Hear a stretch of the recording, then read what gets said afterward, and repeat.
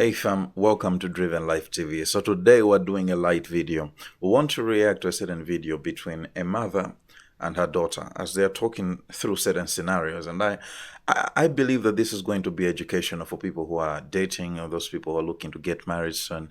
And I hope this will actually help you. So let us go through it. It's a fun one.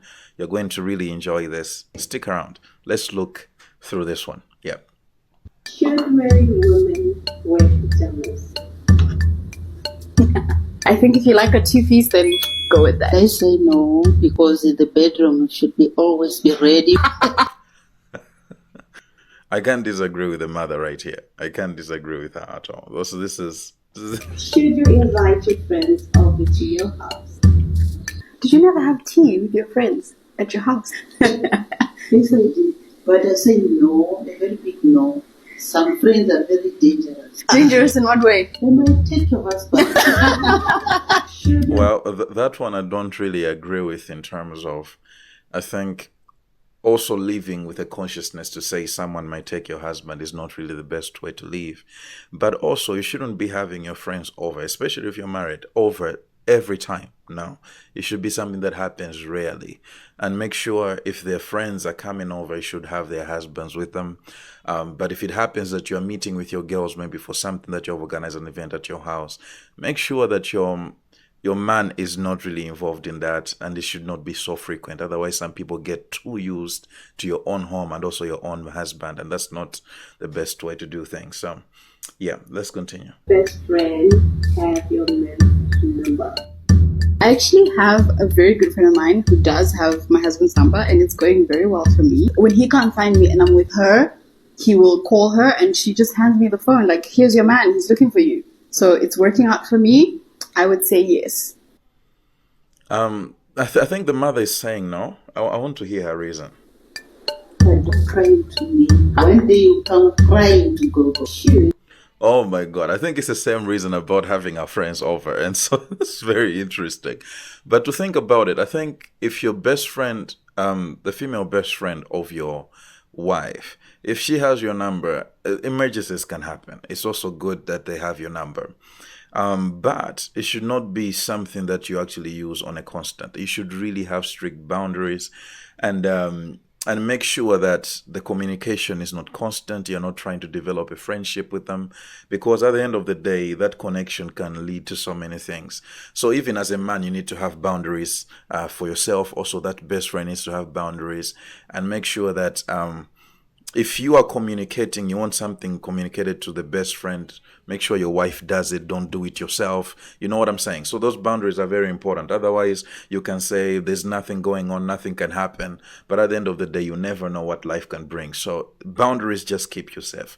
It's very important. But yes, they should have your number in case of emergencies, and that really helps. Your best friend be allowed in your marital bedroom? I won't even wait for that. No.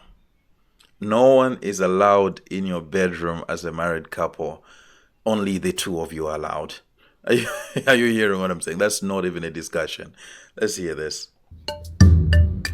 Oh, the same. It should be private and it should be kept that way. It should be respected. So I would say no. Bedroom is made for two people, husband and wife, not friend, mother or grandmother. Should a wife ever refuse to cook for your husband? Sometimes you're tired. Okay, so should a wife ever refuse to cook for her husband? The answer is no. The reason is because I think as a wife, one of your duties in the home is to take care of the home, and also cooking is part of it. But refusing, no. Asking your husband to help when you're tired, that's fine. Okay, that's actually okay. The man can help because sometimes you're also exhausted and you're tired, so the man can help. And there's certain circumstances where you are not able to. Okay, you once you get married, you know. Okay, but refusing, no, because it's part of what you bring to the table as a wife. Is something that God has called you to do, and so you should do it without delight. But if you want to ask your husband to help you out, no problem. There's nothing wrong with that. So Let's listen to their response. Sometimes you've had a long day and you're just like, babe, I don't feel like cooking today. I think things are different nowadays because you can order food. No. No? No. You can't refuse to cook for pups. But what if I'm tired? Sometimes you'll be hungry, tired. No, a woman can be tired. Must always cook for him. Take him out. Taking him out for junky food. If I'm coming from work, I'm exhausted. We can have more time together. We can bond. I think that's a difference between this younger generation and the older generation, because the older generation understood also the importance of food to most men anyways. But at the same time, they also understood the importance of feeding their own men, because they also wanted to keep their families healthy and things like that. Ordering is also a good thing if it happens rarely, actually, because the food that you order out most of the times is not healthy. But at the end of the day, it should not become a habit that when you're tired every time you order out, or maybe you don't cook, because once you make that a habit, it will become very difficult sometimes to navigate marriage, because you always have an excuse for not doing something. Okay, there are certain times where you have to do certain things tired. Yes, I say that. You have to do certain things tired. But sometimes when you're tired, your man can help you, no problem, but you should not refuse. Okay, you understand what I'm saying? The same thing when it comes to intimacy in marriage, you don't refuse your spouse.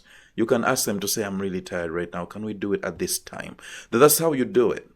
Are you hearing what I'm saying? Refuse is the word that I'm really not for. You should not refuse to do something that you're actually mandated to do in marriage. So ordering out can become a habit. It shouldn't become a habit. Yes, you can do that. You can order takeout. You can go out and eat, or maybe you can bring takeout from on your way from work and all that. You can do all those things. But sometimes you have to learn to do things tired. You can prepare a light meal to say, I'm tired today, but here's a quick meal. Your husband will appreciate that. It's really helpful. And you can even ask him to say, I'm really tired. Can you please come and help me as I cook? That's how you do things. That's how you do things. But sometimes you have to do things tired. I hope you understand what I'm saying. Yeah. Should you keep your friends once you get married? Yes. You should always keep your good friends. Yeah. Should a That's very friend true. tell you if your man is cheating? If your husband is cheating, you can always find it for yourself, not someone to tell you. Yes. You never know, maybe that someone will be telling lies. Let's say it's true. Let's say it's actually happening. He's doing it. Yeah, no, she mustn't. She must not tell. It's not her place. It's not a place. I, Interesting. in the past, have told some friends some things and it didn't go well. So I think it doesn't go well when you tell someone. It's better for them to find something out on their own. Should you call a And I think on that issue, I think you shouldn't really say anything unless you have like irrefutable proof. And it should really come from genuine care, because sometimes listening to people every time, you find out that some people have ulterior motives. They can literally break up your marriage for no reason at all. Even your dating relationship, they can just tell you things because they just want your man for themselves. And so it's really important that you're careful with that, and you're really paying attention to the fact that some people actually have ulterior motives. But sometimes if something is really bad for your friend, like you really sick with it, but the proof this person is not doing something right, then you can actually make sure you gather the evidence to say, this is what is happening, I brought it up as a friend. And don't stay there. Don't begin to always talk about it, because your friend can actually hate you for it. And so just bring it. That's the end. For your involvement ends there. And make sure you really, really, really feel like that's something you have prayed about and you feel like it's the wise thing to do. Or the best way, you can actually go through someone that friend of yours respects. Maybe your pastor or anything like that, anyone like that. They can talk to your friend, and that can be the best route to actually go through. So that's what I think. family meeting when we have problems? Oh, I'm surprised you said no. Why do you think no? Learn to solve your issues, your differences.